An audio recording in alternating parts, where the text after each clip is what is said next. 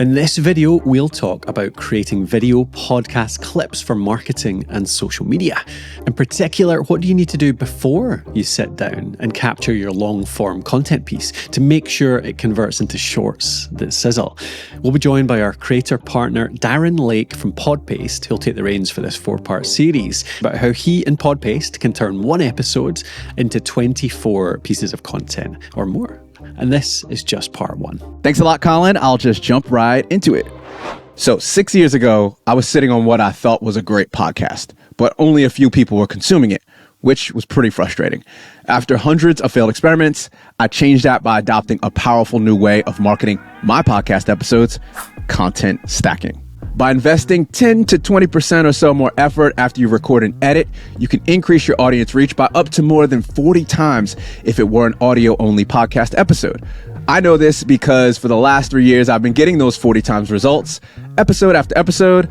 I have seen other brands do it and have done it with our video podcast specific stacking method. This guide provides a straightforward process for creating 24 high quality pieces from one single episode covering audio, video, written, and image content. It's a direct plan designed to enhance your podcast's promotion efficiently and cost effectively, helping you achieve significant growth without extra frustration or financial burden. Okay, so back to 6 years ago and my podcast. I was only a few episodes in, but I knew I had something to help people with their health, fitness, and wellness. I saw video podcasting done by more of the prominent brands and media companies and kept pushing it off and say, not now, I'm not ready, it feels too complex and too expensive. Around this time, I read the Podcast Host's Guide to Combining Podcasting, Blogging, and Video, and stumbled upon Gary Vee's famous How to Make 64 Pieces of Content in a Day. I also started to see clips from personal branded video podcasts like Alex Hormozi, and I asked myself, how could I content stack my own podcast episodes sustainably and effortlessly? I wanted the podcast clips to do 3 things: serve as standalone content and deliver value without leaving the social platform, not direct advertisements or promotional trailers; slowly and consistently build trust for my brand across platforms with high value and high volume content; and last, tie it all back to the main episode so that if someone influences someone, they will click off the platform to my website and become a deeper fan.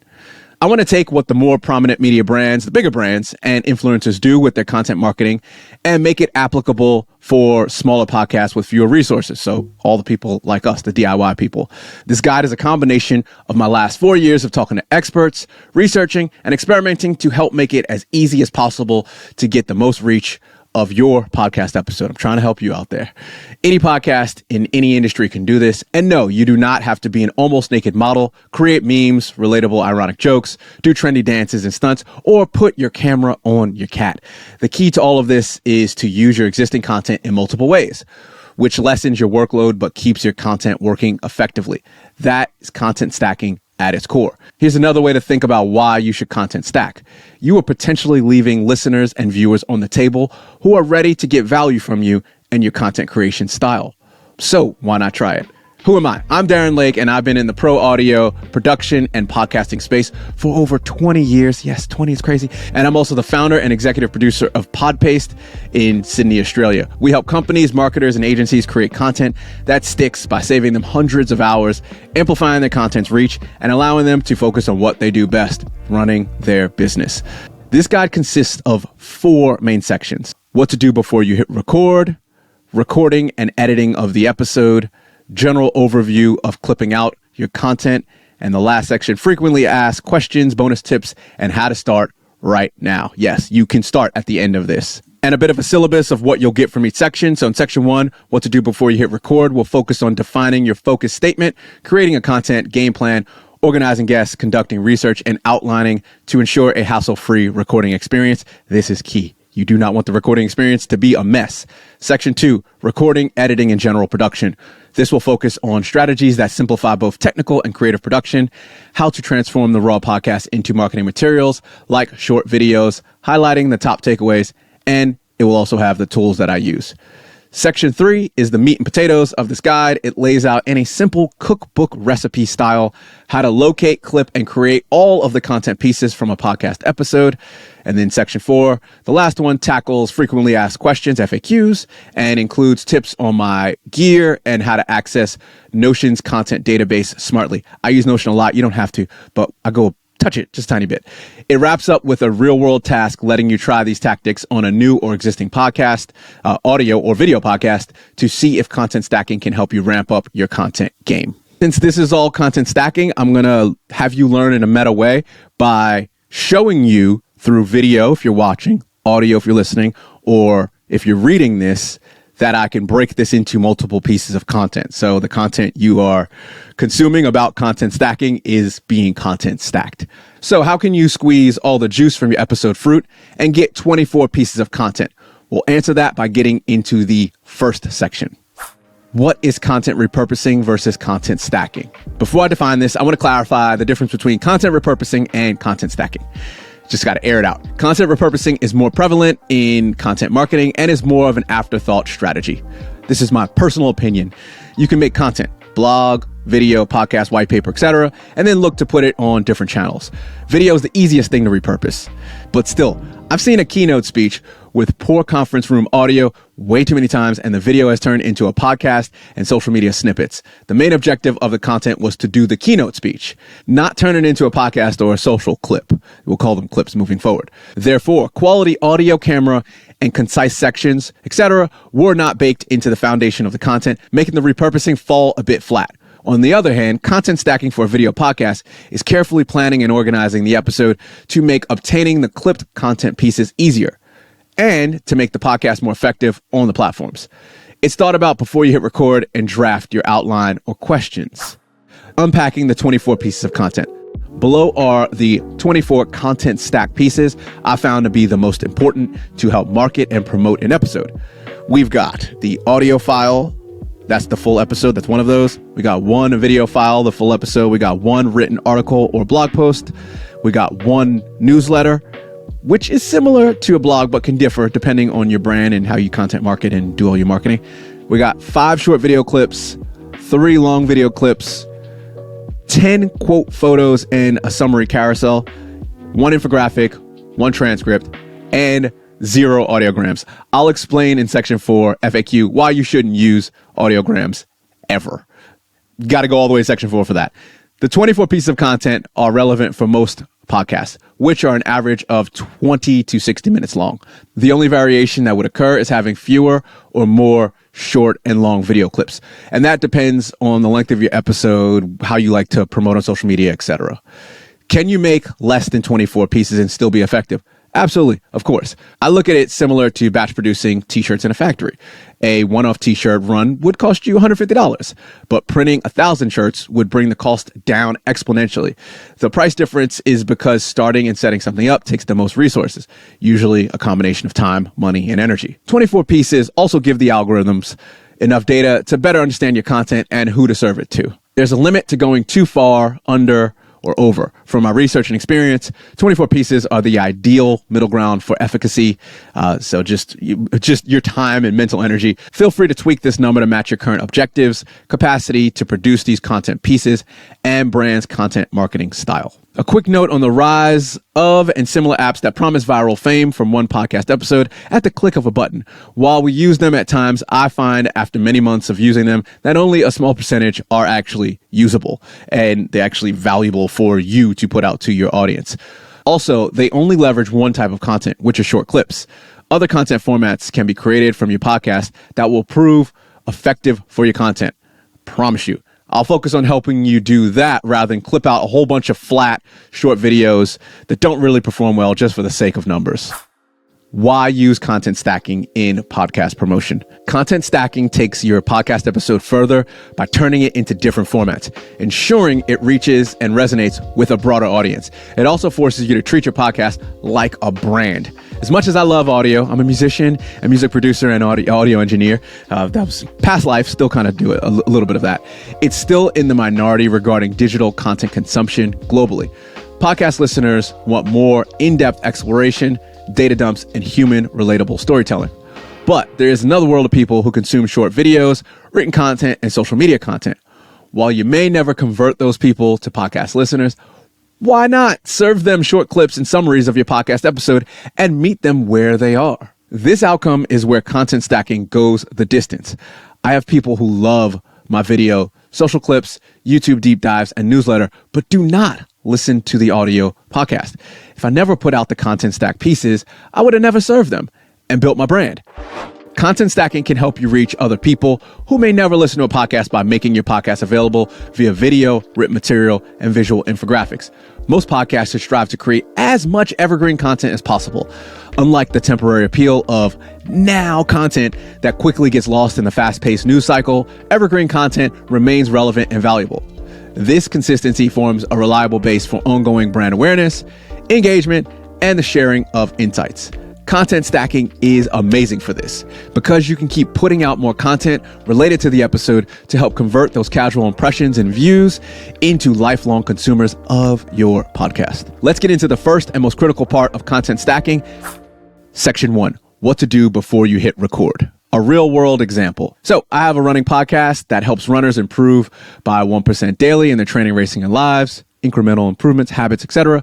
I purposely avoid hacks and quick fixes and focus on lifelong habits, processes, and reasoning from first principles for new and creative solutions for the runners. I recently had an episode idea about running shoes, a hot topic in the running world, but I knew I wanted to approach it from a totally different perspective.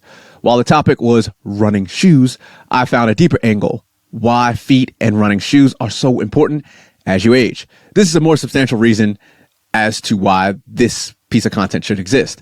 By focusing on the specific benefits of running shoes for aging runners, I could directly address my audience's interests, making a targeted and compelling content creation effort. Start with questions. A standard practice we use on our podcast, my podcast, and with our clients is to start with questions, not just interview questions for the guest. I'm talking about asking yourself questions to filter out the best content. Ask yourself, who will this help? Why will it help them? And how will you do it? In some circles, such as narrative, podcasting, writing, this is called a focus sentence, as made famous by Jessica Abel. To take it one step further, you could ask, how am I best suited to present this to my industry? And what can I do that is unique to me? Or more bluntly, why does this need to exist in your industry? With our focus sentence, we can narrow it down to one step. Let's retake my podcast as an example. I was keen to explore supplements for runners, but quickly realized this was everywhere. Looking for a new twist, I thought about what outcomes supplements have for runners. They help them bounce back quicker after workouts, which boosts their performance. Then I created the title, 7 Science-Backed Supplements to Help You After Hard Runs. This title became the filter I ran through as I drafted questions and the outline for my co-host to discuss. This focus statement also gave me the direction for my marketing material, making all decisions in pre-production, recording, and post-production way more accessible. So now that we have the framework, what do you think is next? Of course, research, outline, and write it. The script, that is. Organizing your documents for researching, outlining, and writing. Great content begins with solid research and a clear outline. Whether you're obsessed with digital tools like Notion or more of a pen and pad person, getting your ideas organized from the start will save time and it will sharpen that focus. Researching. Researching is when you find and collect the data that supports your focus statement.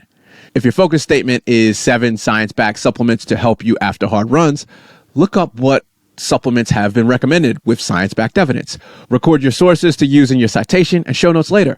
Does the topic you're exploring serve the overall purpose of getting your end consumer to a better place and helping them? If so, then talk about that. If you need help finding something that will help your target audience, let's discuss the basic principles for avoiding building a skyscraper, which is the content stack, on unstable land. How to research a topic. For science-backed evidence literature, you can use PubMed and library research databases. You can also use AI-augmented searching that has citations. Perplexity.ai is a great tool for this. There's actually evidence where it's coming up with its AI and its responses for you. At this point in your research, it's a perfect time to check what others are writing about in this topic. If you can contribute to what is out there in a unique way, go ahead and make content about that. But if you feel like it's a crowded space, pivot to the opposite angle, invert yourself, or go somewhere you've got an unfair advantage to speak on. Taking a few extra minutes on this will pay dividends later in your content pieces, content stack, and publishing process. outlining versus scripting. You're someone who does one or the other. I prefer a hybrid, creating a loose script and detailed outline. When I have an outline, I rant without being concise enough. But if I expand my outline with a loose script, I can speak to the script and adapt it as I read for the recording. Here's a quick breakdown of each. Outlining. The outline serves two purposes. It creates your intro and summary for your podcast episode.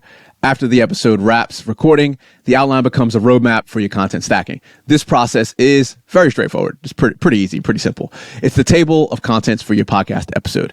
The more granular you can be, the better. To a point. I organize this with headers, subheaders, and bullet points to help me visualize the episode's flow. From here, you can do one of two things. You can speak from the outline or write to the outline and create a loose or fully fleshed out script. Scripting. If you write a script for your questions and answers, put your outline to work and write a concise and organized long-form blog. I suggest you write it how you speak so that it comes naturally and casually. Before publishing the written version, you can do a final pass to make it read more natively as a written piece. Scripting your podcast in advance allows you to create content with clarity and focus, avoiding the dread of figuring out how to promote it after already spending time editing it. One minor disadvantage of scripting is that you have to try to read it while looking at the camera or talking to your guest. The awkward script reading can degrade the listening and watching experience if you're not good at reading a teleprompter and memorizing. Still, I found that people will forgive a lower quality delivery and performance, i.e. teleprompter locked eyes, in favor of concise and well-considered thoughts and ideas. To combat this issue in your video editing, you can experiment. Please try them out with AI-assisted tools to help correct the teleprompter locked eyes issue. Just Google it, Descript has it, and a few other apps out there. I lean further into scripted content for non-interview, non-fiction podcasts like solo and co-hosted shows that speak on drill down specific topics. Scripting may not be relevant if you are an interview, talking head, or chat style podcast. In my opinion, interviews and talking head podcasts would have a better end user consumption experience if they took more time to gather their thoughts before hitting record. Loose scripting also makes recording more accessible and ensures a cleaner flow of crafted ideas, minimizing double talk and creating less unfocused back-forth banter. That's the end of the intro and part 1 of how to make 24 pieces of content to help market your one podcast episode. If you want to go to part 2, just click below or the link down in the video description, or if you're listening, the show notes will have a link for part 2. And if you're interested in this but don't know if you have the resources or skills to content stack your podcast, we would love to help you. Right now, we're offering up a trial recording and or editing of your podcast, and then we'll content stack it for you for either free or very cheap. So make sure you go in the link down below in the video or in the show notes to find out more about that. Thanks a lot for listening and watching. See you in part 2.